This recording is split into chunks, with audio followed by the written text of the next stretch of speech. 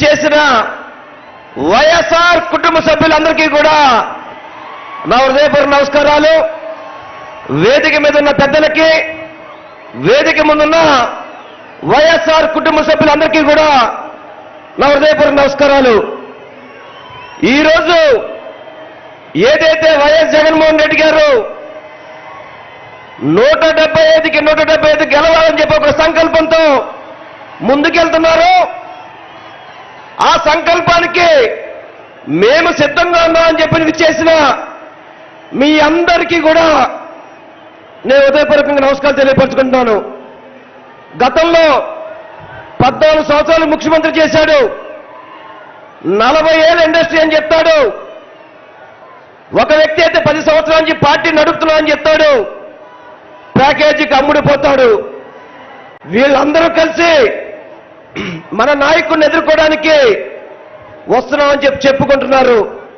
కానీ మన నాయకుడు ఒకటే చెప్తాడు, 175 నియోజకవర్గాల్లో మీకు మంచి జరిగితేనే నాకు ఓటేయండి అని చెప్పిన ఏకైక నాయకుడు మన జగన్మోహన్ రెడ్డి గారు అని చెప్పి అందరికీ కూడా తెలియపరచుకుంటున్నాం.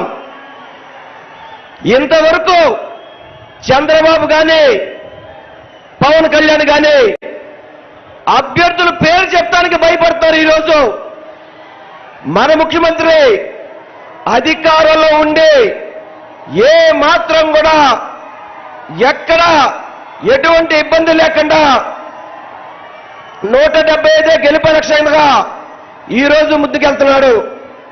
గతంలో చంద్రబాబు పరిపాలనలో ఏ ఒక్క ప్రజాప్రతినిధి సరే ప్రజల వద్దకు వెళ్ళడం జరిగిందా అని చెప్పని మనందరం కూడా ఆలోచించాల్సిన అవసరం ఉంది.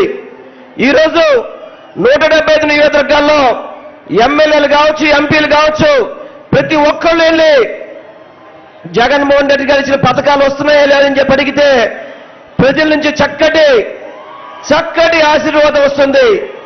అటువంటి ముఖ్యమంత్రి గారి నాయకత్వంలో మనందరూ కూడా పనిచేస్తున్నందుకు సంతోషంగా ఉందని తెలియపరచుకుంటూ, చాలా మంది మధ్యకాలంలో టీవీలో చూస్తున్నాం, క్యాండిడేట్స్ మారుస్తున్నారు అనేది.